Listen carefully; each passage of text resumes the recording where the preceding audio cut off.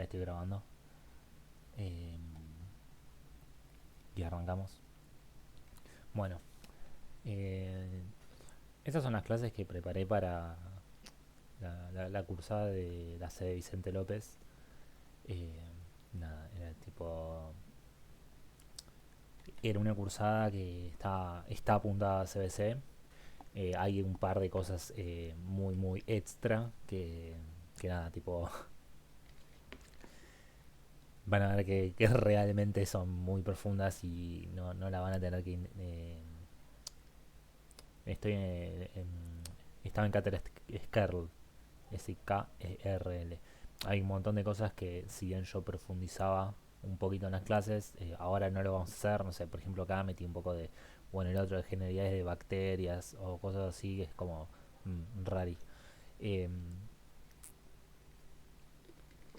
bueno, empezamos. Bueno, bibliografía, nada, niveles de organización. Los niveles de organización son súper útiles, bien. Más que nada nos van a permitir ordenar las cosas, ¿sí? O sea, todo, sea un ser vivo o no, en diferentes cajoncitos. Esos cajoncitos son los niveles de organización. Son cajones donde nosotros metemos, por ejemplo, el perro, el gato y el elefante están en el mismo nivel, bien. Eh, Algo más chico puede ser, bueno, la glucosa o cualquier otra biomolécula también está en el mismo nivel, mismo cajón. Bien, es como cuando guardamos la ropa interior y la separamos. Bien, los boxers por un lado, las medias por el otro. Acá es lo mismo. Bien, o las remeras por otro lado son más grandes. Acá es directamente lo mismo. Vamos a ver que los diferentes niveles se empieza con lo más chico. Bien, y vamos a ir creciendo, ¿sí? O sea, cuanto más grande sea el nivel, van a ver que van a ser, entre comillas, ¿no? Más complejo, porque uno dice como que es más complejo cuanto más llegue, pero ya cuando nos metemos en el nivel subatómico, tenemos todo lo que respecta a partículas elementales, bien, y todo lo que está por debajo del átomo, bien, que pueden ser las partículas elementales, donde tenemos el electrón. eh, Vamos a tener los fotones, bien. Eh, Vamos a tener también dentro del subatómico todo lo relacionado a protones, neutrones, que están constituidos por los quarks, bien. Y los quarks están pegados por gluones, bien. Esto como algo más general de lo que es el nivel subatómico. Bien. Y si hay un subatómico, el que le sigue es el atómico, o sea, el conjunto de neutrón, protón y electrón forman los átomos. Bien. Todos los elementos de la tabla periódica son átomos y están dentro de este nivel. Bien. Es la antigua tabla de Mendeleev. Bien. Y nada, recordemos acá que los átomos se pueden unir y pueden formar moléculas. Bien, las moléculas pueden ser moléculas muy simples, bien, como el oxígeno ambiental O2, bien, el agua H2O, bien, moléculas que las vamos a ver mucho, son por ejemplo el fosfato, bien. eh, las moléculas son uniones de átomos. Bien, los átomos se van a unir y van a formar estas moléculas. Y a este nivel tenemos moléculas simples. Bien. Ya cuando tenemos moléculas mucho más grandes, hablamos de las macromoléculas. Bien, que pueden ser las hexosas, que pueden ser, no sé, glucosa, puede ser la fructosa, puede ser lactosa, podemos tener el colesterol, los ácidos nucleicos. Tenemos acá, por ejemplo, la hemoglobina, bien, la clorofila. Entonces, todos, son todas moléculas muy grandes, ¿bien? O sea, todo está conformado por átomos, bien, pero este es el macro. Macro es de grande, bien, de mayor, de más grande, de moléculas grandes, bien.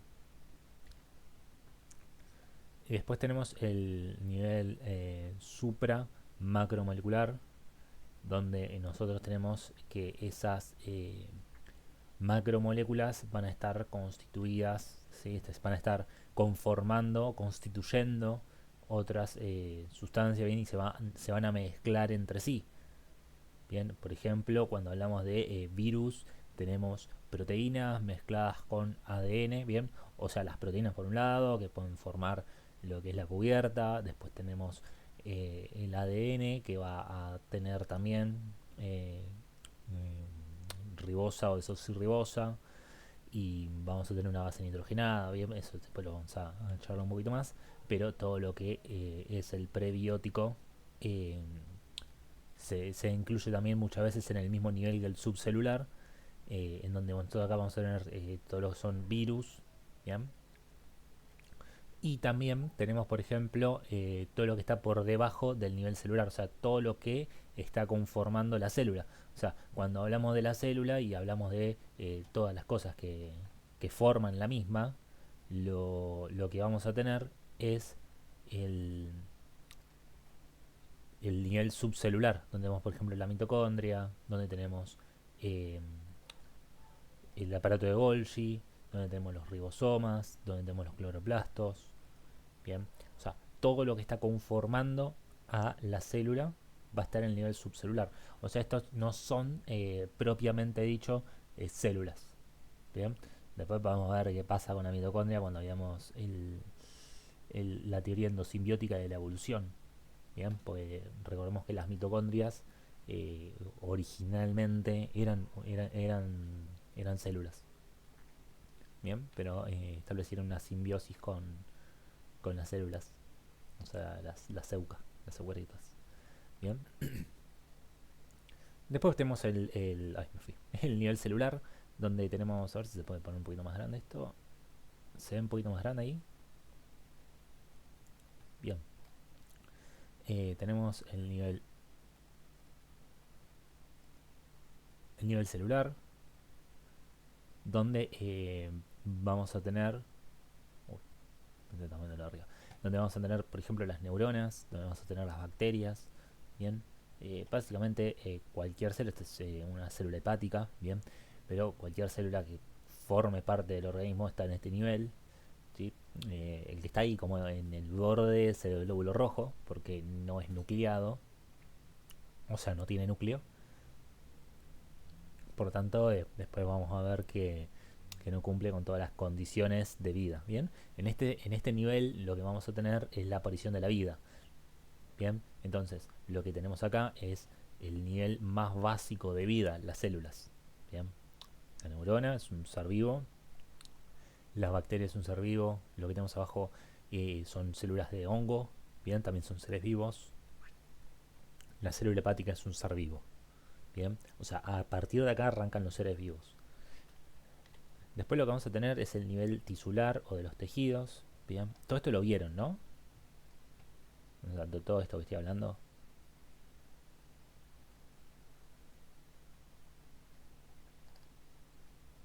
Me estoy yendo medio a mil porque lo considero primero contenido fácil y segundo es como que creo que se ve en la primera clase y todos llegan a estos temas.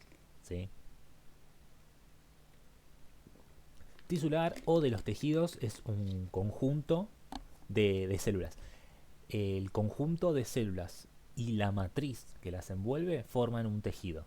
Vamos a tener cuatro tipos de tejidos. Bien, el tejido conectivo, el epitelial, el muscular y el nervioso. Bien, esto por lo menos en lo que van a ser los humanos. Bien, pero también vamos a tener tejidos, por ejemplo, en las células vegetales. Esto es cartílago, lo de acá arriba a la derecha es hueso y esto de abajo es tendón. Bien, pero todo va a conformar tejidos. Bien, las células forman tejidos y los tejidos cuando se agrupan entre sí, voy solapando los tejidos, formo los órganos. Bien, entonces acá tenemos diferentes órganos, bien, el hueso, el cerebro, los ojos, la piel, bien, todo lo que puede vender en el mercado negro, bueno, todo esto son tejidos.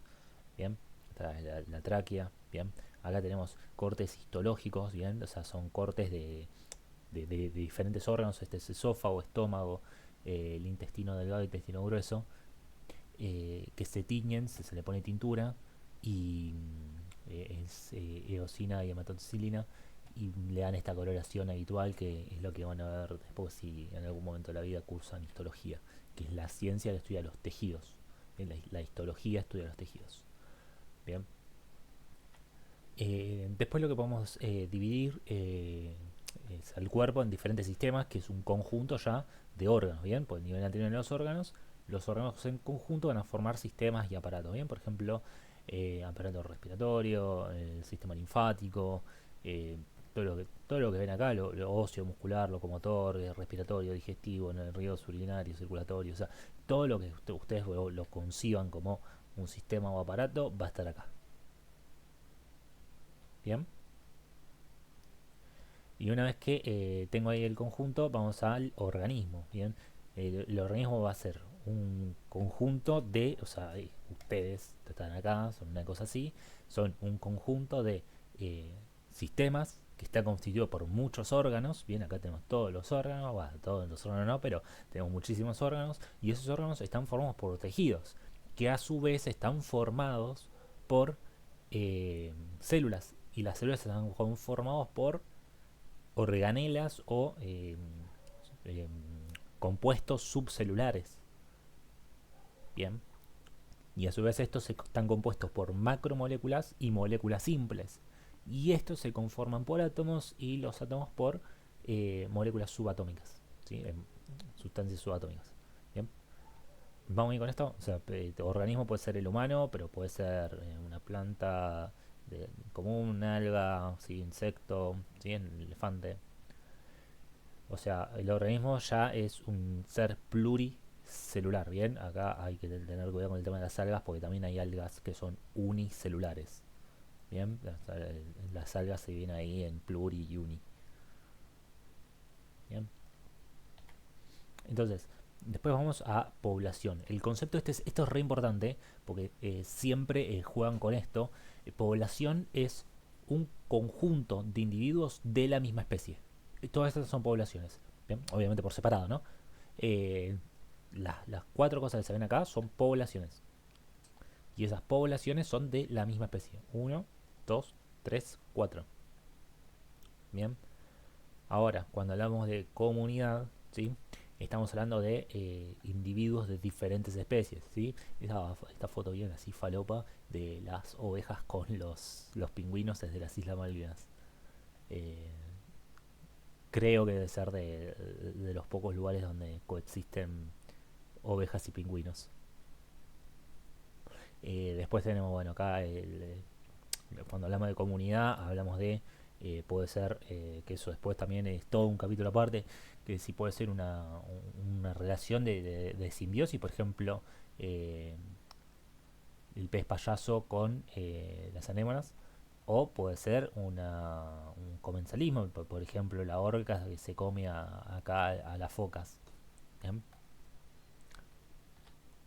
Y cuando hablamos de ecosistema, hablamos de un conjunto de poblaciones, ¿sí?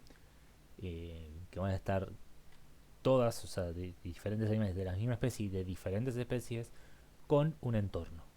Bien, o sea, vamos a tener acá todo lo anterior, o sea, vamos a tener las poblaciones que van a conformar comunidades, bien, acá tenemos una población de pingüinos con una población de ovejas que van a formar con el entorno un ecosistema. Bien, hay diferentes tipos de ecosistemas, bien, pero ya cuando ya hablan de ecosistemas sabemos que estamos hablando de algo grande. ¿Sí? Después la biosfera es el conjunto de toda la vida. Bien, es la esfera que va a agrupar a todos los seres vivos. Bien, y a su entorno. Bien,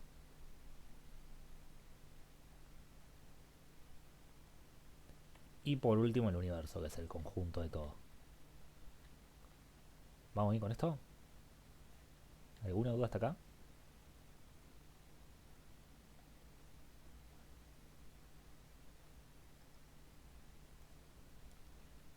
Hasta hasta ahora son cosas grandes, información falopa cero. Después va a venir un par de falopa, falopa, pero falopa posta. Eh, Hasta ahora es como todo grande e importante. Bien, a veces con esto lo que se suele tomar es agruparlo, que te dan tipo, no sé, glóbulo rojo, perro y, no sé, eh, ecosistema marino y mitocondria. La otra, y te dicen, ordene de forma creciente o decreciente, bien, y uno tiene que elegir la opción correcta, bien.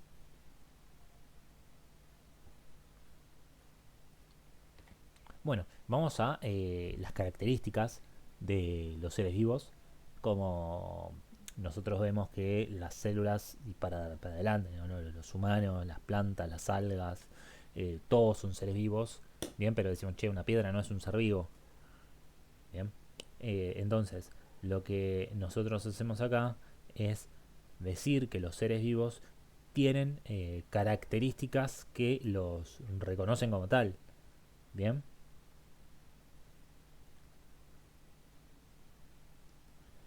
Entonces, tenemos acá, por ejemplo, la irritabilidad, que es la capacidad que tiene el ser vivo de reaccionar ante un estímulo externo. Bien,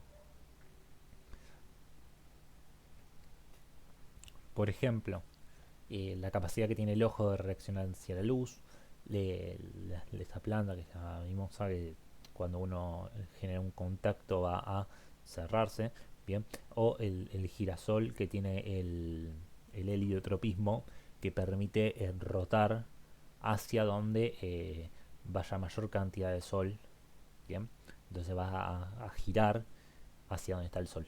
Bien, entonces la irritabilidad es la capacidad de reaccionar ante un estímulo externo. Bien, que esto también claramente se puede perder, por ejemplo, en, en la muerte cerebral el tema de reaccionar ante la luz se pierde. Bien, también hay alteraciones que pueden alterar esto, la ceguera. Bien.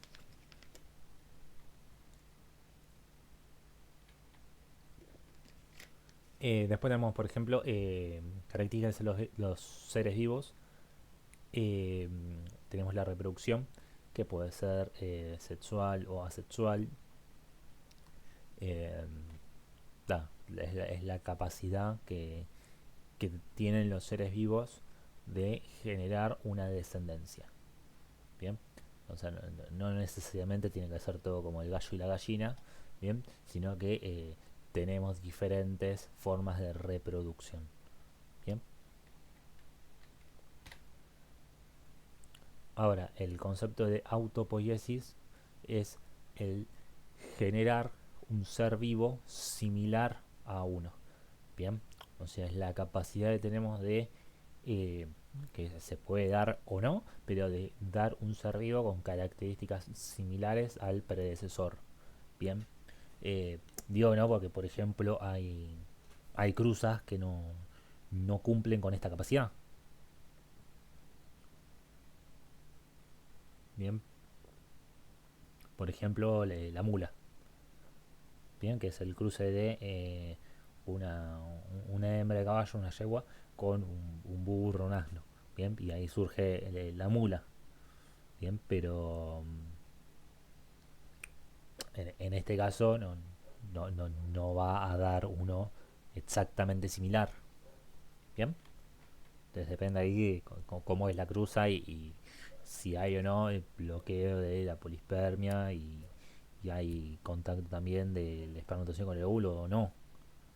Bien, capaz que no es el bloqueo de la polispermia, es cuando el espermatozoide va hacia el óvulo y si no es compatible no lo va a poder fecundar. Bien. Después tenemos la capacidad de crecer, desarrollarse, bien, que esto ya habla de que el ser vivo puede ir adquiriendo eh, mayor tamaño y más funciones, bien, en cuanto va creciendo. Que esto está, por ejemplo, en el caso de los seres humanos, eh, regulado por la hormona de crecimiento, ¿sí? La GH. Después, bueno, termodinámicamente los seres vivos son sistemas abiertos. Nosotros vamos a tener tres tipos de sistemas: el abierto, el cerrado y el aislado. El abierto intercambia tanto materia como energía. Bien, el sistema cerrado solamente energía y el aislado nada. Bien, el cerrado puede ser una botella de agua cerrada que la sacamos fría de la mañana de casa y a la tarde el agua está a temperatura ambiente. Bien, no perdió materia, pero perdió energía. El aislado es tipo un termo. ¿Sí? Y el abierto es un ser vivo porque puede intercambiar materia y energía con el ambiente. ¿Sí? Recordemos que las células cumplen con estas funciones. Bien, una célula, una neurona es un sistema abierto.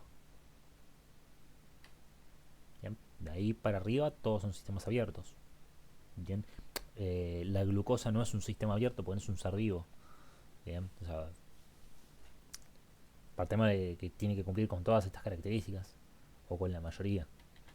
Bien, bueno, después tener una organización y una complejidad que por ejemplo la glucosa no la tiene, no tiene una complejidad similar al de una célula. Piensen qué cantidad de glucosa, bien, o sea, puede haber en una célula.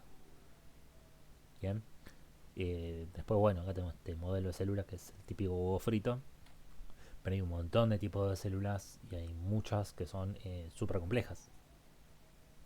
Bien, pero ya de por sí la célula se considera un sistema complejo. Bien, después tenemos la adaptación al medio, bien, que es una de las características que vamos a tener, que después la vamos a relacionar con todo lo que es evolución. Bien, recordemos que el hecho de que los mamuts tengan ese pelaje tan grueso y abundante es porque bueno, los que nacieron por una cuestión de las variables que pueda haber al momento de generar una meiosis y una siguiente fecundación. Puede haber diferentes cambios en cuanto a el material genético y eso va a generar que haya un mamut con el pelo un poquito más fino, otro más grueso, uno con huesos más pesados, otro un poquito más livianos, y eso es lo que va a generar la variabilidad y va a permitir la perpetuación de una especie. Bien. Y después, bueno, el metabolismo. El metabolismo es muy importante porque es la forma que va a tener el ser vivo de interaccionar también con la materia del exterior. Bien, entonces todo lo que son rutas metabólicas van a generar, ¿sí? Por ejemplo, acá tenemos acá abajo la glucosa. Bien, eh, lo que va a generar la energía que va a estar acá utilizando el ser vivo. Bien, que es la forma que tiene de intercambiar materia por energía. Y acá tenemos dos movimientos importantes. Bien, cuando pasamos de una molécula grande a moléculas chicas se llama catabolismo. Cuando nosotros creamos una molécula grande se llama anabolismo. Bien, en este caso lo que estamos viendo es a partir del agua. Entonces, cuando rompemos una molécula grande utilizando agua, tenemos la hidrólisis. ¿Sí? Lisis es romper, hidro es agua. Bien. Después, bueno, si nosotros eso lo deshidratamos, o sea, sacamos el agua, formamos una molécula grande. Bien.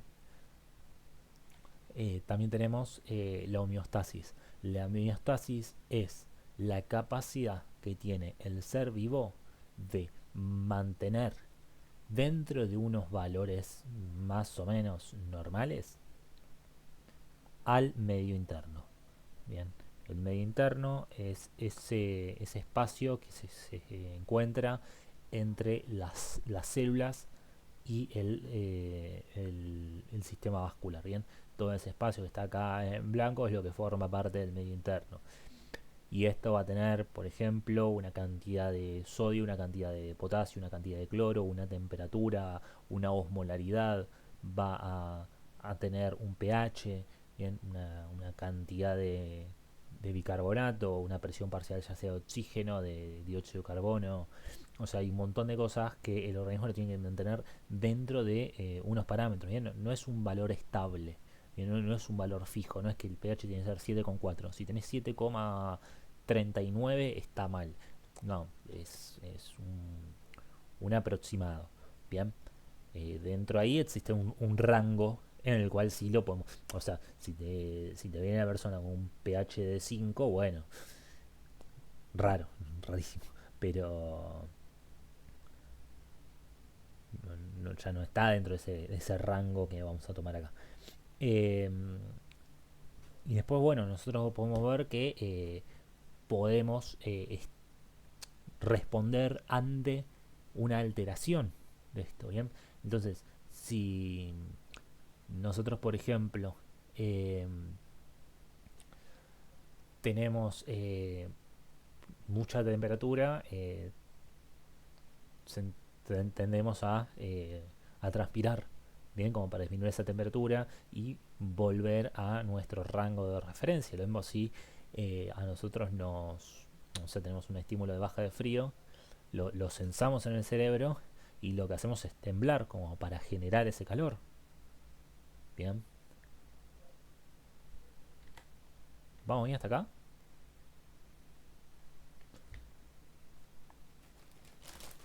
¿Alguna duda? ¿Se va entendiendo?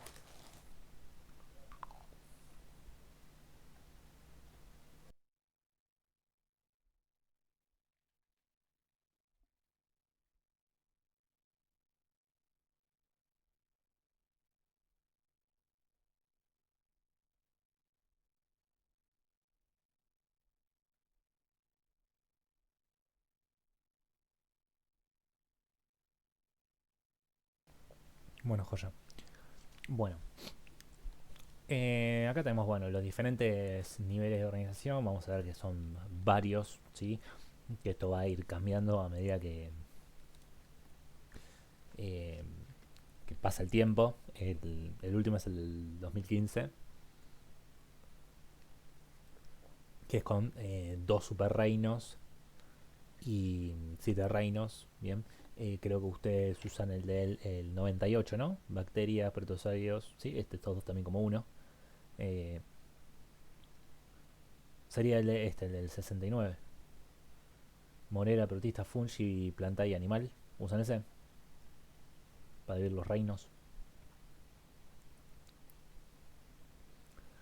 Y todo esto surge de que nosotros tenemos o sea, todos los seres vivos un ancestro común único de la vida, ¿sí? Que es este Luca. Bien, que es el ancestro común único más lejano. Bien,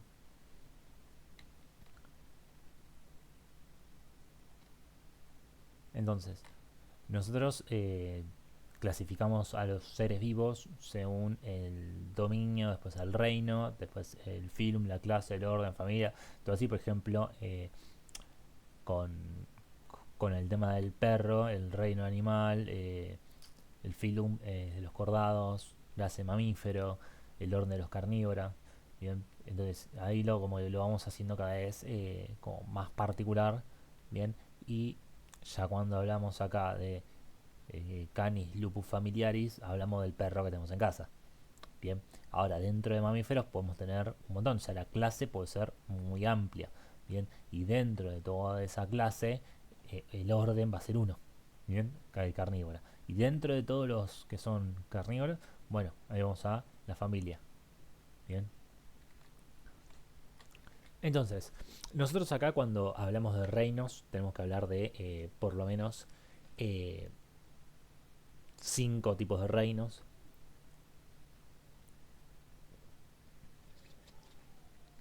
Eh, Arquea y Bacteria creo que lo tienen como uno único, ¿no? El de las moneras. Bien, como está acá en el del 69, Reino Monera que incluye a los dos. O lo vieron separado entre Arquea y Bacteria. Por lo general, y siempre se dio como habitual, incluirlo como todo, como uno solo, Reino de Bacterias o Reino Monera. Que bueno, el tipo de célula es procariota, después vamos a ver qué significa. bien, exactamente procariota y cuáles son las características, pero la célula procariota es la que no tiene un núcleo real, no va a tener núcleo directamente, bien. El carión, carión es núcleo, procarión es previo al núcleo, antes del núcleo. Eucariota es, es verdadero, núcleo verdadero, bien. Entonces, las bacterias son procariotas, unicelulares, pues van a estar conformadas por una única célula, ¿bien? Van a tener una pared celular, ¿bien? Que puede ser de mureína, de peptidoglicano, ¿bien? Y en algunos casos está ausente, ¿bien? Son algunos casos eh, de bacterias que no van a tener pared celular, ¿bien? No es lo mismo pared que membrana, ¿bien? Eh, el, el genoma en las bacterias va a ser diferente, va a ser circular, ¿sí? Son múltiples copias de ADN circular. El metabolismo, bueno, va a ser aerobio o anaerobio, depende del tipo de bacteria. Bien, esto va a determinar también la capacidad que tenga para generar algún tipo de daño. Bien, tenemos organismos que son resistentes a la sal, otros que predominan en situaciones aerobias, otros en la anaerobiosis. Bien, anaerobio sin oxígeno, aerobios con oxígeno. Después, bueno, suelen ser fotosintéticos y también heterótrofos. Bien, y la reproducción es asexual, que después lo vamos a ver. Bien, ya cuando pasamos a los protozoos, son eucariotas, pueden ser unicelulares o pluricelulares.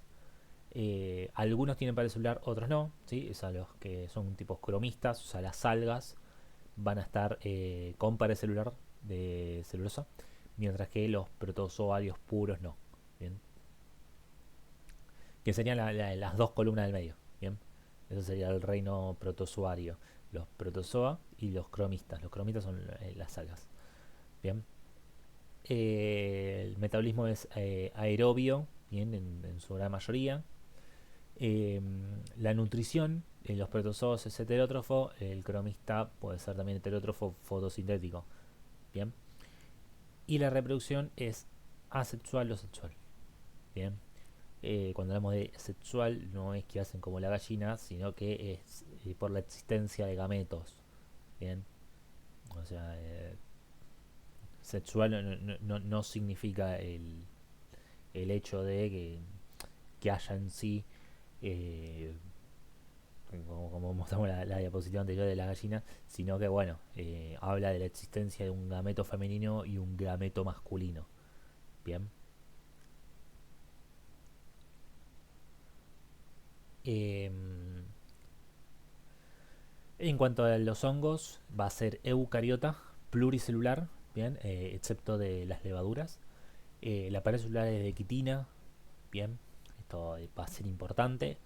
Eh, bueno, la nutrición es heterótrofo, bien, porque van a descomponer, van a utilizar oxígeno y la reproducción puede ser asexual o sexual, bien.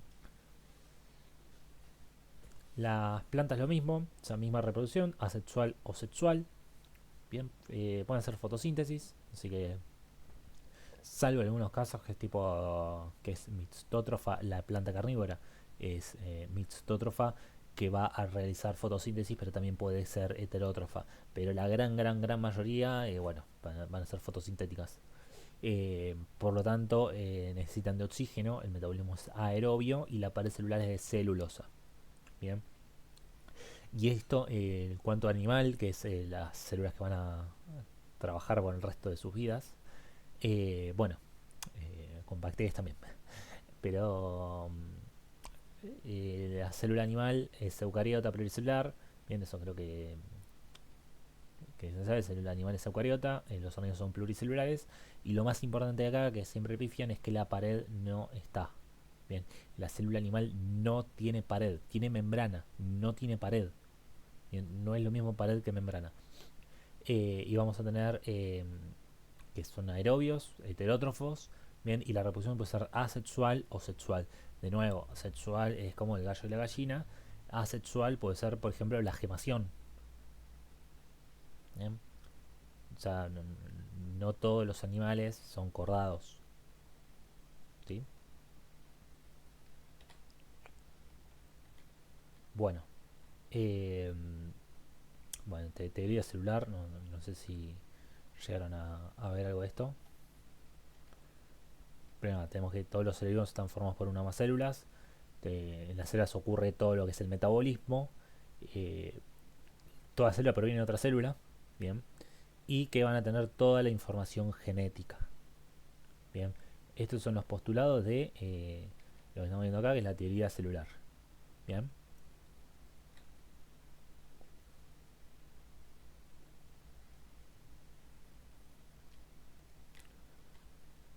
Bueno, y la célula procariota es la de las bacterias, bien. Va a tener diferentes características. Nosotros podemos dividirlo así. Acá están divididos en coco, bacilos, pero esto esto es falopa. Este sí es falopa. Bueno, sepan la existencia de la célula procariota, ¿no? Entonces, ¿lo van a tomar procariota?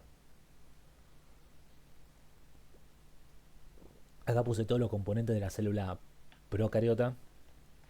Puede haber una cápsula que, que es lo que va a cubrir a la bacteria. Eh, Vamos a tener acá, todo esto es la membrana, ¿sí? Acá todo rodeando, ¿sí? Tenemos la membrana, por fuera tenemos la pared y por fuera la cápsula. Tenemos el ADN, ¿sí? Sin envolver, o sea, no es que tiene un núcleo. Tenemos ribosomas que van a encargarse de la síntesis de proteínas. Vamos a tener flagelos, ¿bien? Que van a permitir los movimientos. Bien, acá tenemos la cápsula que hablamos hace un ratito. Los flagelos, constituidos por proteína, que es la flagelina. El pili, que pueden ser de dos tipos, ¿bien? Y bueno, la pared celular, que lo va a dividir en gram positivos y gram negativos. Bien, entonces nosotros de acuerdo a cómo los veamos en la tinción, pueden ser positivos o negativos según la tinción de gram. Bien, bueno, vamos a la membrana plasmática, ¿sí? La membrana plasmática de los procariotas va a ser muy parecida, pero no va a tener colesterol. Bien. El colesterol va a estar solamente dentro de lo que son bacterias en los micoplasmas. Bien. Bueno, igual todo esto ya medio falopa. ¿Sí?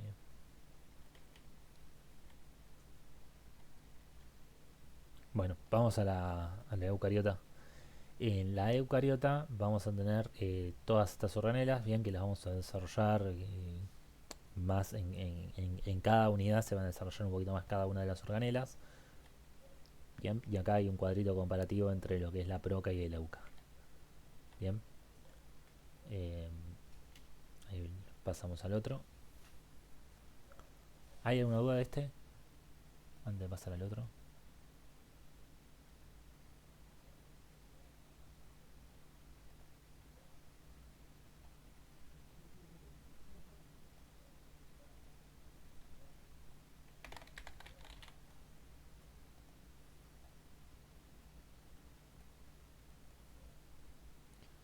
Bien, no, ¿por qué pasa proteína acá?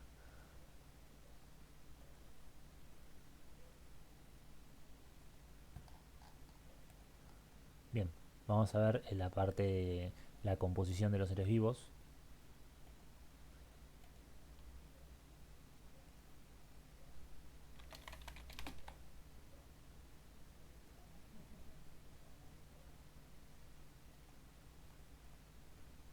Bien, ¿alguna duda?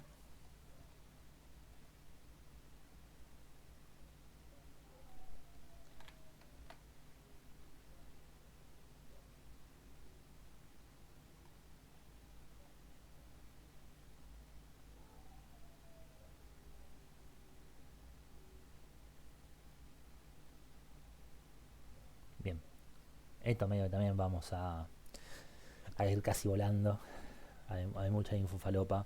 Bien, sabemos la materia está constituida por sólido, líquido, gaseoso. Bien, después, bueno, tiene la otra falopa, plasma. Eh, bueno, tenemos la estructura atómica, que básicamente lo que nos va a importar acá es que los átomos van a estar constituidos por protones, neutrones y electrones. Bien, o sea, todo esto que seguramente lo vieron en química. Bien, tenemos bueno, el nivel de valencia, electronegatividad, eh, o sea, todo esto es infofalopa. ¿Sí? Las uniones químicas, ¿sí? Sepan que los tres tipos importantes son las iónicas, bien, que van a ser entre un metal y un no metal, que es por ejemplo el cloruro de sodio. La covalente, bien, que se va a dar por ejemplo acá entre los dos oxígenos. Esto lo vamos a ir en polar y no polar. Bien, por ejemplo, el carbono cuando se une con cuatro hidrógenos, en ese caso no es polar. Este caso, el agua sí es polar. Bien. Bueno, esto es falopa. Y los puentes de hidrógeno, que esto sí va a ser importante para entender después la estructura de algunas cosas. Bien. Bueno, propiedad del agua no, estado del agua no. Eh, Capilaridad no, flotabilidad no, tensión superficial no. Esta es una clase pura falopa, posta. Eh, el tema del potencial del protón o del hidrógeno es la forma que tenemos nosotros de calcular el nivel de acidez. Bien, entonces esto lo hacemos mediante una ecuación que es el menos logaritmo en base 10 de la concentración de protones. Bien, nosotros podemos medir la concentración de protones y ver si el medio es ácido o no. Bien, si tenemos mucha cantidad de protones, el medio va a ser ácido. Si tenemos poca cantidad de protones, el medio va a ser alcalino. Bien, o sea, o básico también se le dice. De ahí tenemos que el pH bajo, por debajo de 7, va a ser un pH ácido y el pH por arriba de 7 va a ser un pH alcalino o básico. Bien, por eso tenemos la escala del pH. Bien, entonces, un ácido va a liberar protones porque tiene muchos, una base va a captar protones porque tiene pocos. Bien, y nosotros podemos tener acá que esto lo podemos hacer en cuanto eh, a el laboratorio o lo podemos ver en el cuerpo humano, los buffers que van a amortiguar ese cambio de pH. Bien, que en este caso lo hace por ejemplo los ácidos y las bases acá van a ser la base el bicarbonato, el ácido va a ser el dióxido de carbono y la regulación del pH cuando se esté, por ejemplo, cagando el riñón, la va a ser el pulmón. Cuando se esté equivocando el pulmón, la regulación va a venir del riñón. Bien. Bueno, el agua corporal total, 60%, y grupos funcionales son más importantes el grupo alcohol, que es el de acá arriba, el aldehído de cetona.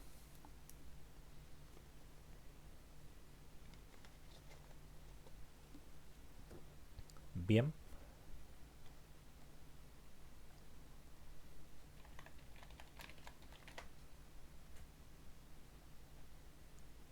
ahora sí, vamos a la clase 4 sería.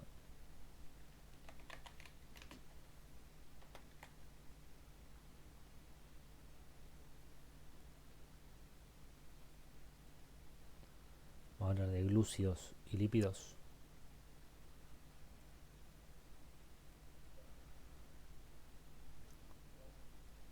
Bien, vamos bien.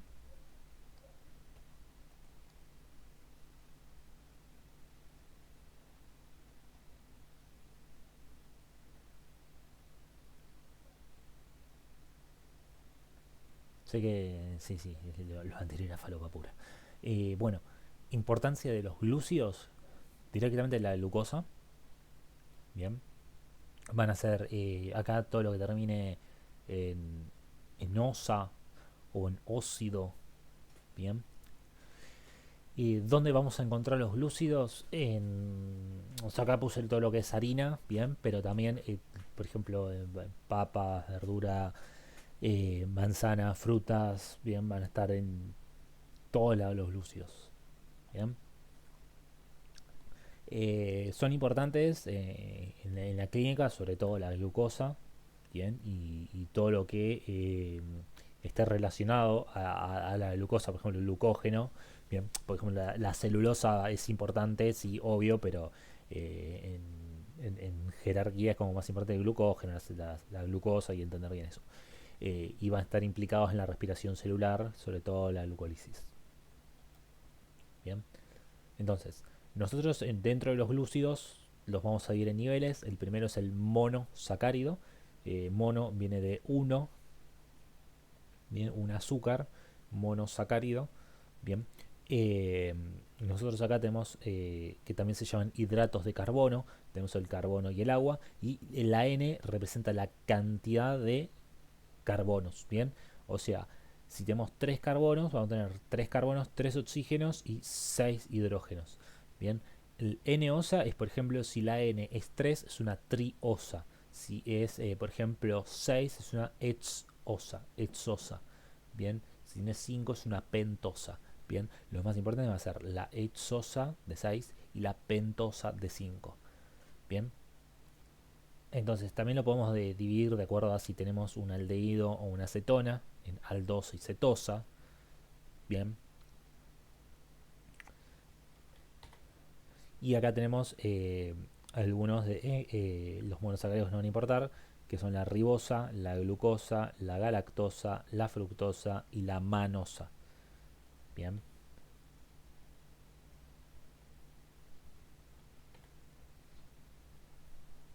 Después, bueno, podemos ver que los, los compuestos químicos van a tener una cierta asimetría y van a tener, ¿sí? Un carbono que se llama carbono quiral, que va a estar unido a diferentes cosas, y esto va a permitir tener lo que se llama la D-glucosa y la L-glucosa, ¿bien? Que son, estos son enantiómeros, es la misma molécula, es la misma imagen, pero en espejo, ¿bien? Entonces, de acuerdo a donde desvía la luz polarizada, pues se va a dividir si la desvía a la derecha es la D-glucosa y para la izquierda es la L-glucosa. Esto es importante porque nos va a determinar cuál es el correcto para tener el cuerpo. Bien, esto es un poco de lo que estuve hablando recién. Esto es más de bioquímica. Bien. Bueno, nosotros lo que vamos a tener es que la glucosa, que se puede transformar, ¿sí? en un elemento cíclico, bien, que va a seguir siendo glucosa. Bien, acá arriba les puse cómo se transforma, bien, de lineal a cíclico. eh, no va a importar. Bien, recordemos que puede tener forma o de barco o de silla. Esto es la glucosa en el cuerpo humano. Bien, o sea, los más comunes van a ser el barco y la silla. Bien, podemos tener la laminación de un azúcar, la fosforilación. Bien, o sea, se puede fosforilar la glucosa.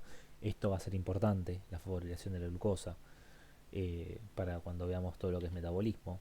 Eh, bueno, tenemos acá agregado un sulfato, se pueden reducir, bien, o sea, esto sí es importante.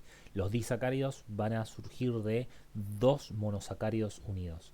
Dos monosacáridos se unen, bien, con pérdida de una molécula de agua. Entonces, si nosotros podemos formar glucosa con glucosas, lo podemos unir, formamos maltosa. Bien, esto es importante, es carbono 1 con carbono 4. Eh, la isomaltosa es el carbono 1 con el 6.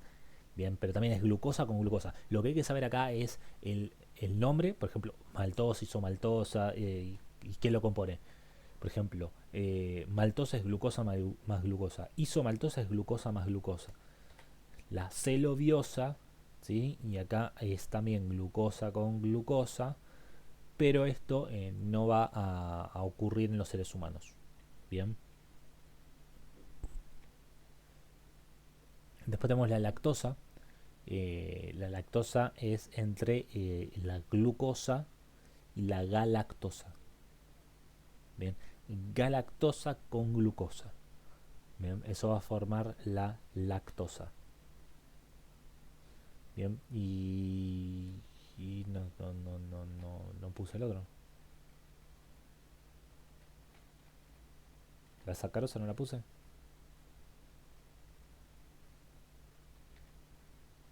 Bueno, falta la fructosa con glucosa y sacarosa. Bien, y tenemos que los disacáridos se pueden unir y pueden formar poli de mucho, polisacáridos cuando son más de 10 y oligosacáridos cuando son de 2 a 10. El polisacárido típico es el glucógeno. El glucógeno es un conjunto de glucosa, mucha glucosa unida, ¿sí? Se van a formar así como está acá en la figura, van a generar el glucógeno. Bien, también lo vamos a tener el almidón, bien, que, que nada, va a estar en las papas, en todo lo que son tubérculos, bien, el glucógeno en el hígado, en el músculo, bien, y de ahí cuando veamos metabolismo, vamos a ver que de ahí se obtiene la glucosa que va a estar relacionada a la energía. Tenemos los GAGs, que estos son glucosaminoglucanos, van a tener diferente composición, bien, a diferencia del glucógeno del almidón, que son homopolisacáridos, estos son hetero es diferente, heteropolisacáridos, ¿sí? Muchas polisacáridos azúcar, ¿sí? Muchas azúcares diferentes, heteropolisacárido, bien. La celulosa es un homopolisacárido de glucosa, bien. Tiene glucosa con glucosa, que es la celobiosa, y eso va a generar la celulosa. Bien, entonces, diabetes. No sé si quieren que les hable un poquito de diabetes y vamos pasamos a lípidos. Bien, pero diabetes no le va a hacer ninguna pregunta de todo esto. Es genial, pero bueno. Bien, o sea, para la vida sepan que la diabetes es eh, de dos tipos. Puede ser tipo a lo grande, ¿no? Tipo uno, tipo 2. Eh, la uno es por anticuerpos. Bien. Y la 2 es por resistencia a la insulina. Bien. Vamos bien.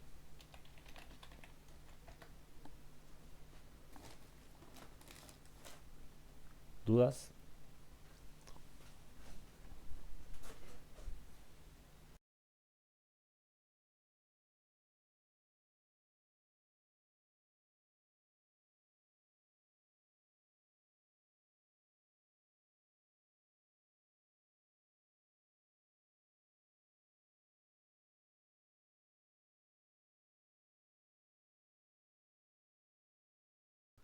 Bien. Bueno, lípido, grasita. Bueno, generalmente se dividen según si son saponificables o no. Si son saponificables, depende si tienen ácidos grasos simples o complejos. Bien, los no saponificables es porque no tiene ácidos grasos. Bien, los saponificables son los séridos, acilglicéridos, ¿sí? Por ejemplo, estos son los de la membrana. Bien, son los lípidos de membrana. Y los que no tienen ácidos grasos son los esteroides o prostaglandinas. Bien, el colesterol también. ¿Sí? O sea, que vamos a ir de acuerdo a si son más forma de forma más casi lineal y los otros van a tener forma ya redonda. Bien. La saponificación, la saponificación es la formación de, de jabón, bien. O sea, cuando nosotros unimos al ácido graso, al agua y una solución alcalina, nos va a dar jabón y glicerina. Bien. Entonces, los ácidos grasos pueden ser saturados, monoinsaturados o poliinsaturados. ¿Sí? Nosotros tenemos todos estos ácidos grasos que son saturados. ¿Sí? Y estos son los insaturados. Bien, palmitoleico, oleico, linoleico, bien, araquidónico. y estos son los saturados, saturados e insaturados. Bien, vamos a algo que es importante, son los fosfolípidos. Nosotros los fosfolípidos van a estar formados por un glicerol, ¿sí? Un esfingol. Bien, puede ser glicerol, que es un fosfoligérido, o esfingol, es una esfingomielina. Bien, los fosfoglicéridos va a ser el glicerol, que va a estar unido a dos cadenas de ácidos grasos, bien, que son son las patitas. Bien, acá tenemos uno saturado y otro insaturado, que es el que genera la patita. Bien, eh, y vamos a tener unido un fosfato, un residuo. Y el residuo puede ser serina, colina, ¿sí? Fosfatidil, colina, fosfatidilcerina, fosfatidilinositol. Bien, la cardiolipina que va a estar en las mitocondrias. Bien, y los esfingolípidos va a ser el esfingol unido a un ácido graso. Bien, acá sale el glicerol unido a dos ácidos grasos, acá sale el esfingol unido a uno. Bien, entonces puede ser acá, por ejemplo, la esfingomielina. Bien, donde tenemos el esfingol con un ácido graso y el fosfato unido a una colina. Bien, después tenemos los glucolípidos, que es la unión entre la glucosa con un lípido. Bien, que por lo general son ceramidas. Y va a ser una ceramida que se une con un monosacárido, bien, o con el ácido siálico. Bien, y los esteroides, que estos ya están en la otra rama, bien, que son los no saponificables. Dentro de los esteroides vamos a tener la vitamina D, el colesterol, bien, las prostaglandinas que van a tener un efecto en lo que es la inflamación. Bien,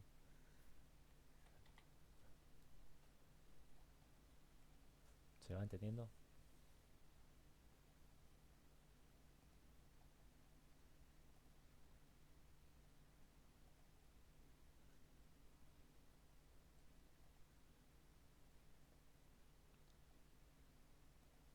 Bien, vamos al de ácidos nucleicos.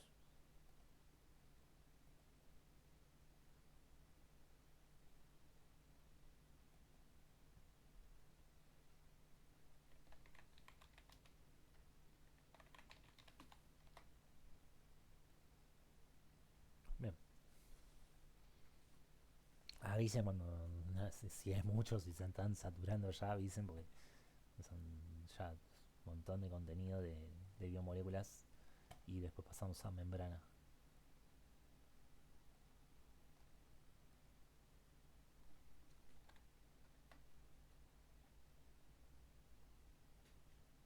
Sí, yo sé que es un montón. Sí, soy consciente que es un montón.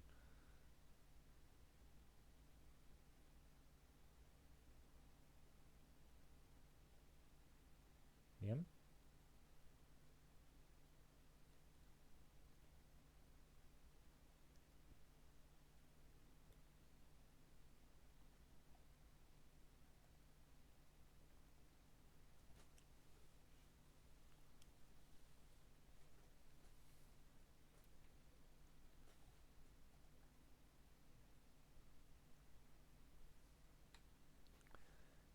Bueno, los ácidos nucleicos van a estar conformados por un ácido fosfórico, una base nitrogenada y una pentosa. Esos son los nucleótidos. Bien, son los que van a formar los ácidos nucleicos. Entonces, acá hay que separar lo que es un nucleótido de un nucleócido. Bien, todo lo que tenga T, nucleótido, es con fosfato. El nucleócido no. Bien, entonces el nucleócido es la pentosa con la base. Bien, el tipo de enlace entre la base y la pentosa es un enlace glucosídico. Bien. La base puede ser purina o pirimidina. Bien. La adenina, guanina, citosina, uracilo, timina. Eso depende si es ADN o ADN. ¿Sí? ADN o ARN. Lo que va a ir variando. Y la pentosa, ahora lo vamos a ver, que puede ser ribosa o desoxirribosa. Cuando se van uniendo al nucleócido, se le unen fosfatos, vamos a tener nucleótido. El nucleótido puede ser de un fosfato, monofosfatado, dos fosfatos, difosfatado, o tres fosfatos, que es trifosfatado. Bien, entonces la pentosa puede ser ribosa o desoxirribosa. Bien, o sea, la ribosa acá tiene el oxígeno, acá el desoxi, le sacamos el oxígeno a la ribosa. Bien, entonces, como bases nitrogenadas, tenemos las pirimidínicas, ¿sí? O sea, me acuerdo como pirámide de tres puntas, acá son tres, son la citosina, la tiamina y el uracilo, y las púricas son dos, la adenina y la guanina. Bien. Y esto es el ácido fosfórico, donde nosotros vamos a tener acá un enlace de altísima energía. Bien, esta unión anhidro es la de altísima energía. Bien, bueno, acá está cómo se forman las uniones para generarlo. Bien, y acá está la nomenclatura en base a si es nucleócido, nucleótido, etcétera. Bien, Eh, siempre cuando hablamos del ADN, el enlace es de una cadena a otra por medio de los puentes de hidrógeno.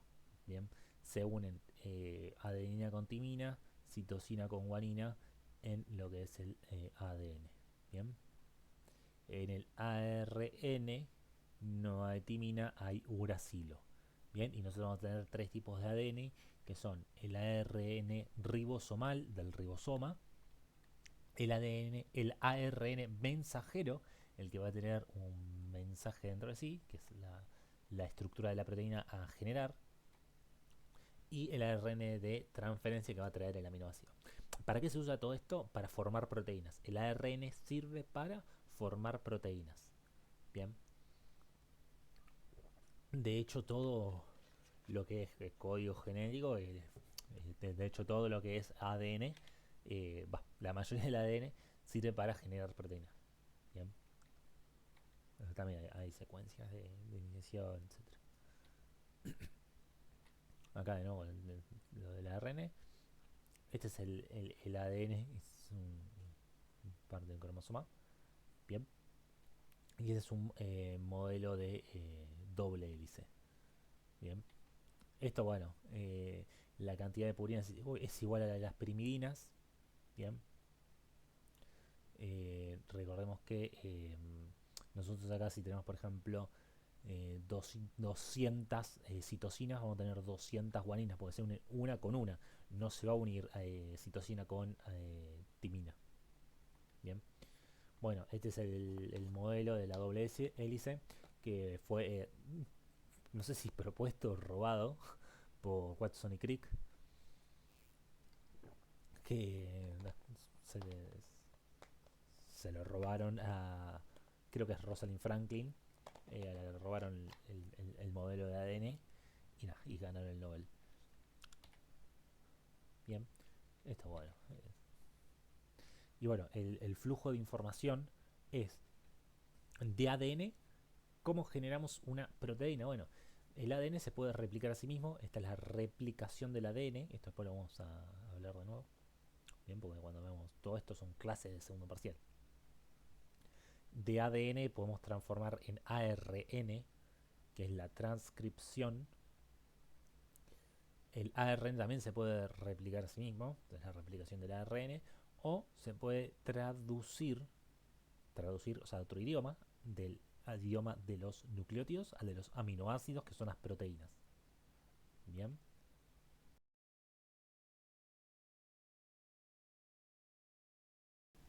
Sí, sí, sí. Los esteroles son parte de los lípidos, sí.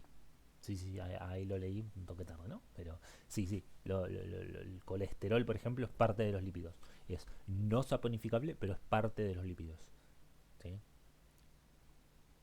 Eh, algunos conocidos, por ejemplo, la, la progesterona, el estradiol, sí, los estrógenos, las vitaminas, bien, todos son lípidos. Bien.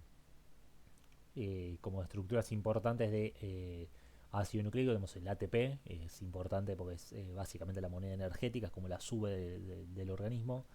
El AMP cíclico, que es básicamente el notificador de mensajes, o sea, es el que va a estar encargado acá de transmitir señales, y la coenzima va a ser muy importante en lo que es la glucólisis. Bien. Y tenemos enfermedades que son por acumulaciones, bien, de ay, no me sale, de ácido úrico, bien, o sea, aumenta la cantidad de ácido úrico. Entonces esto es debido a la ruptura de los glucósidos, que por ejemplo acá tenemos la base de nitrogenadas de adenosina y guanosina, que se van a degradar y van a generar cristales de ácido úrico cuando esta degradación es en exceso.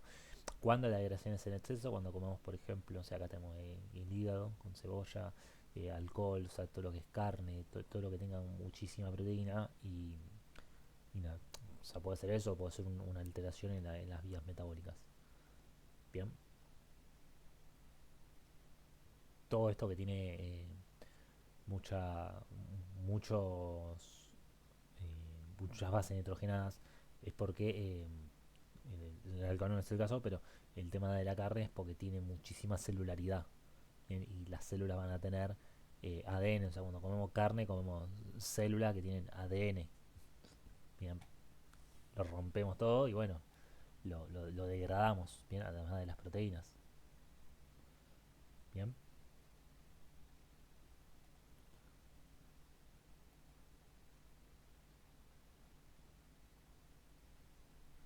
Eh, y ahora vamos a ver el tema de las proteínas. Bien.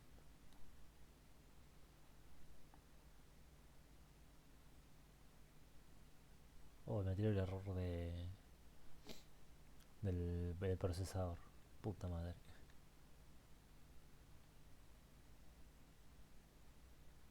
¿Se escucha? ¿Se escucha ahí?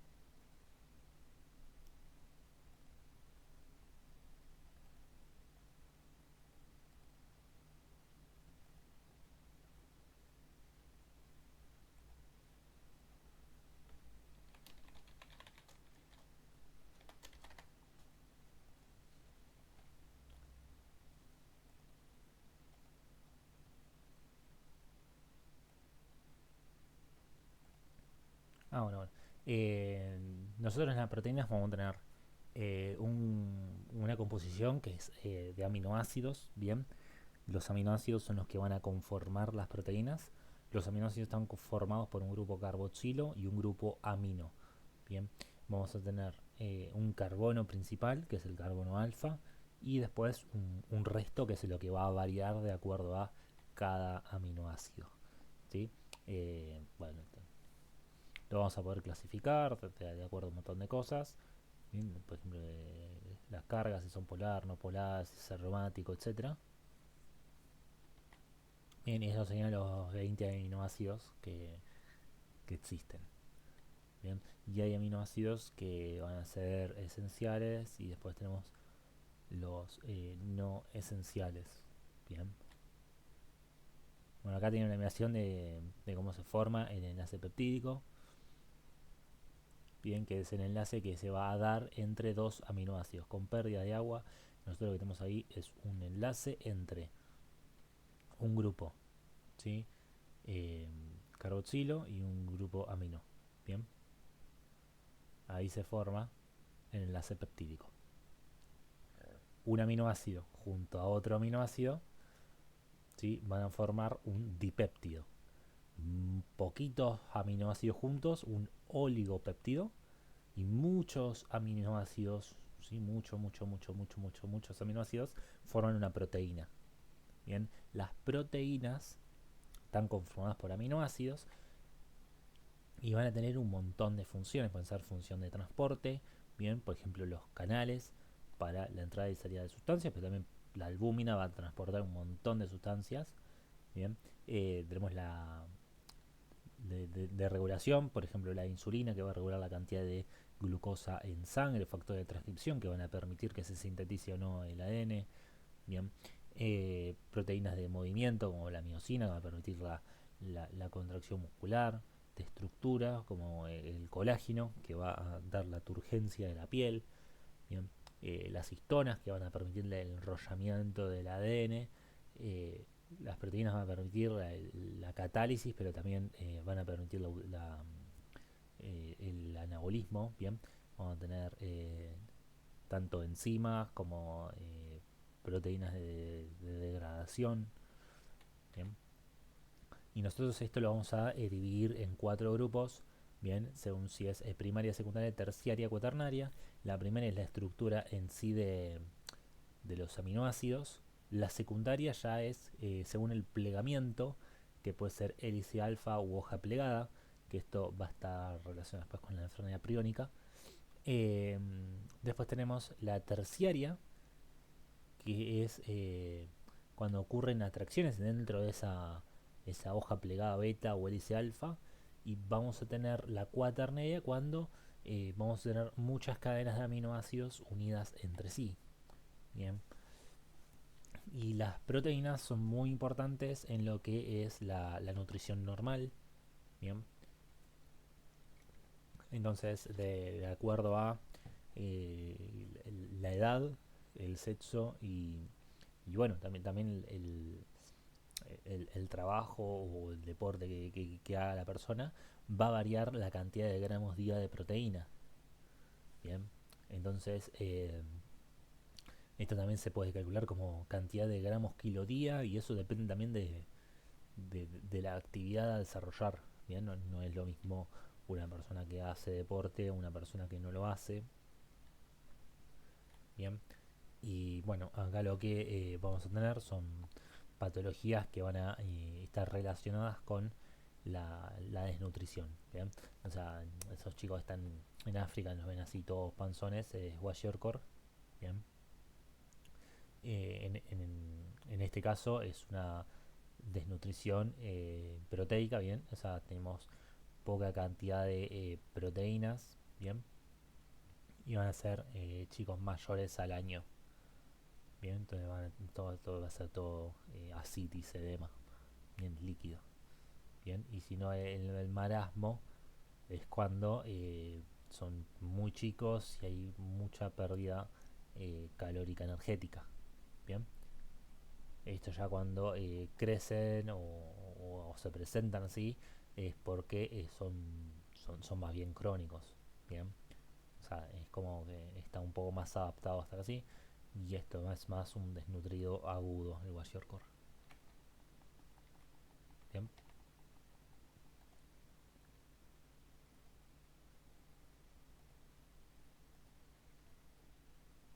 Y de nuevo yendo a las estructuras, tenemos la estructura primaria, ¿sí? Que es la que forma la cantidad de aminoácidos. Bien, si nosotros cambiamos dentro de la secuencia de ADN un nucleótido, vamos a cambiar la conformación de la proteína. Y eso pasa, por ejemplo, en la anemia del Mediterráneo. Bien, que es la talasemia, metatasémica.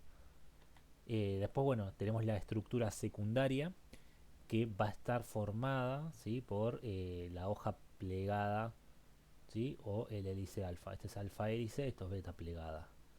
Bien. La secundaria eh, puede ser local, es decir, tenemos una parte que es beta plegada y otra parte que es alfa hélice.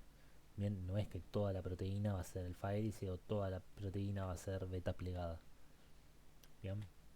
Después bueno, tenemos acá los dedos de zinc, que son motivos estructurales, igual que los dedos de leucina, los cierres de leucina, bien, que esto es parecido a una cremallera. Y ahora sí, esto sí es importante, es la terciaria, que es cómo se puede formar, o sea, esta es la proteína en sí, y entre un extremo y otro, o sea, lugares opuestos o lugares lejanos, se van a unir entre sí por medio de diferentes uniones, que puede ser disulfuro, la S es azufre, puede ser electrostática, una carga negativa o una carga positiva, bien, negativo y positivo se atrae, puede ser un puente de hidrógeno, como es en este caso, bien, o una interacción hidrofóbica, acá, bien, que para la hidrofóbica necesitamos de dos que son no polares. Bien, y la cuaternaria, por ejemplo, acá tenemos la hemoglobina, y vamos a tener dos cadenas beta, dos cadenas alfa, y va a generar las bases estructurales de la proteína. Bien, acá tenemos una tablita donde divide todo lo que es primario, secundario, terciario y cuaternario. Perdón. Bien. Eh, bueno, las chaperonas van a permitir el correcto plegamiento de las proteínas. Bien, van a actuar para evitar que la proteína se enrolle antes de tiempo o que se pliegue mal. Bien, y lo que podemos hacer son modificaciones después de la traducción, o sea, después de que la proteína se crea, podemos generar una modificación, por ejemplo, agregar un grupo prostético. Bien, la apoproteína es la proteína sin ese grupo prostético. Bien, la glicosilación, o sea, ponerle un glúcido, puede ser la N-glicosilación, la O-glicosilación, que esto lo vamos a ver que eh, qué relación tiene con el REL y el Golgi. Bien. Y después tenemos la escisión o separación.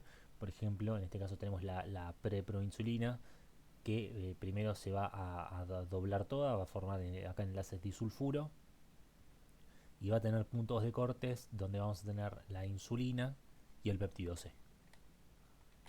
Bien, y esas son cómo varía la estructura primaria entre las proteínas, tiene que pasar entre las especies, por ejemplo, no, no es lo mismo eh, la insulina del pollo que el cerdo del humano, hay algunas que se parecen más, otras menos. Bien, entre los individuos, o sea, podemos tener una mutación que genera una alteración de la proteína, por ejemplo, el Ehlers-Danlos tiene una alteración del colágeno y las personas con esa patología genética van a tener un colágeno deficiente.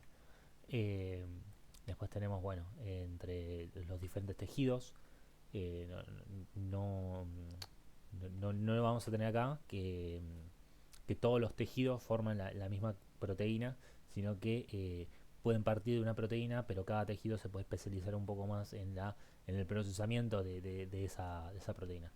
Bien. Y después, entre los estados de desarrollo, sí, por ejemplo, como está acá la hemoglobina, que no es lo mismo la embrionaria, la fetal y la del adulto. Bien, ya de hecho la conformación de la hemoglobina va a ser diferente. Bien, y las proteínas se pueden desnaturalizar. Bien, es decir, por el aumento de temperatura o variaciones del pH van a perder la estructura de las proteínas. Bien, entonces una proteína de estructura secundaria, cuaternaria, la va a perder. ¿Sí? Se va a terminar desnaturalizando la proteína. ¿Sí? Y acá, bueno, tenemos lo que es la amiloidosis o el Alzheimer también, donde vamos a tener alteraciones en el plegamiento de las proteínas. Bien, entonces vamos a tener una proteína mal pegada que es el amiloide y va a generar eh, placas de amiloide que esto van a deteriorar al cerebro. O hay casos donde, por ejemplo, una investigación que se hace en unas monjitas en donde al ver el cerebro tenía las placas amiloides, tienen muchas placas amiloides, pero no desarrollaron la enfermedad de Alzheimer. O sea, no tuvieron patología. ¿Bien? Y otra cosa además son las proteínas tau, que van a fosforilarse, bien, van a agregar un fosfato y van a formar ovillos neurofibrilares. Cuanto más proteína tau fosforilada tenemos, más predisposición a desarrollar la enfermedad de Alzheimer. Bien. Después, bueno, tenemos el colágeno, que recién hablé un poco, el tema de las patologías que se pueden desarrollar con el colágeno. Lo que va a formar el colágeno es algunos 3 aminoácidos, que son la prolina, lisina, hidroxiprolina, hidroxilisina. Bien. Tenemos la mioglobina, bien, que va a tener acá una estructura similar a la hemoglobina. Bien. Y después, bueno, podemos hablar acá de las enzimas. Bien.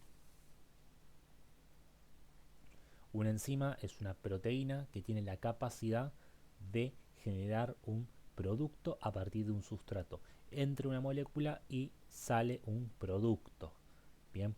Eh, Son muy eficientes y específicas. Bien. Hasta se pueden regular. Bien. Las enzimas pueden ser, por ejemplo, de unión. Vienen dos sustratos diferentes y sale un solo producto.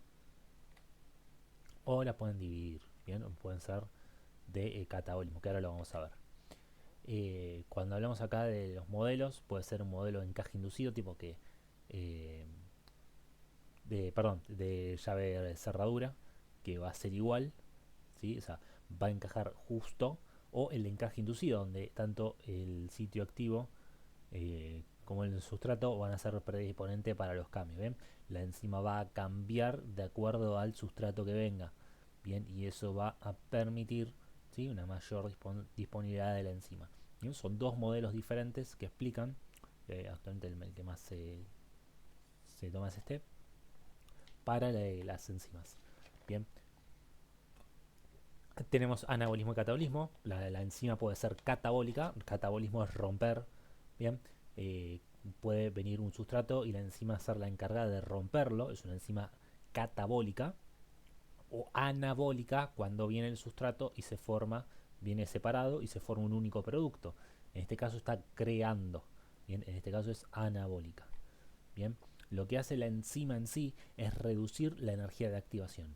O sea, un proceso que sería muy largo espontáneamente, lo que hace la enzima es reducir esa energía de activación, permitiendo que se realice en un periodo breve de tiempo y con poca energía. Bien, entonces tenemos acá hay agentes auxiliares que van a facilitar el trabajo de las enzimas, como pueden ser los cofactores, las coenzimas, bien, los grupos prostéticos, como vimos anteriormente, algunos iones que se van a unir.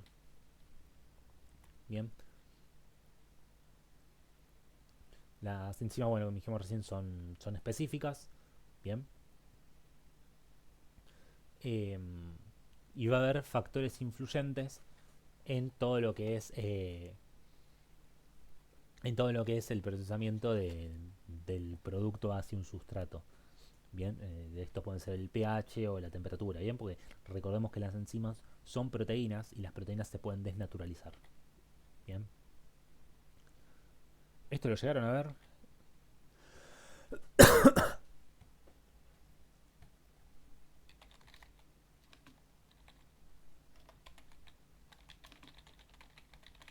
Lo de cinética enzimática, el km, la velocidad máxima. El km lo que mide es la afinidad de la enzima por el sustrato. Bien, a más km, menos afinidad. Más chico el km, más afinidad. El km es contrario a la afinidad.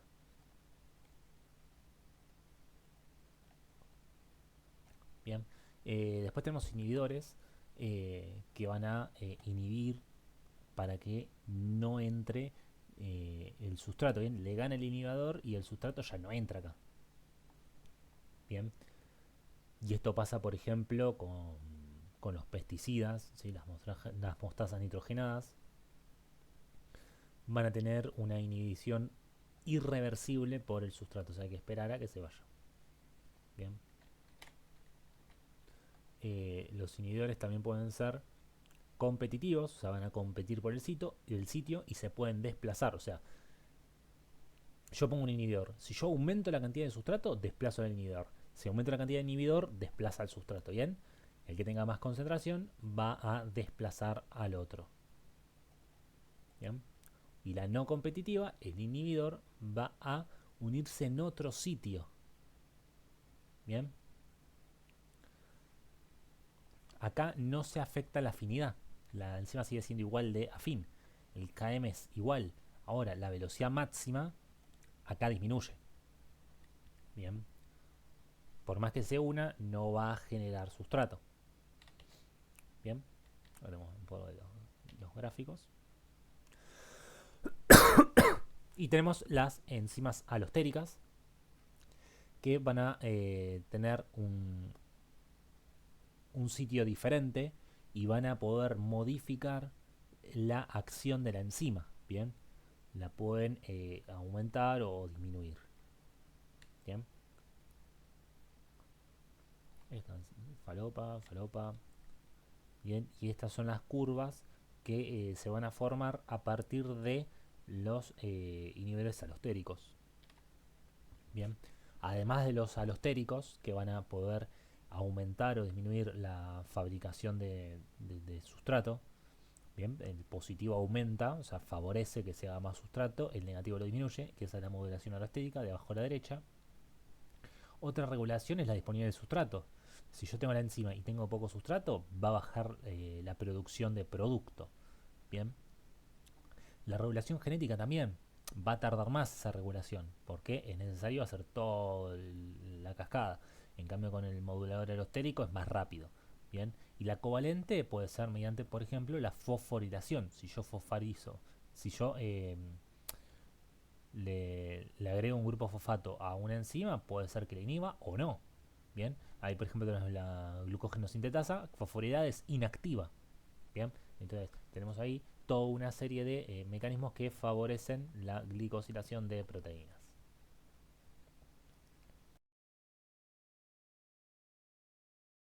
Bien, ¿se entiende esto?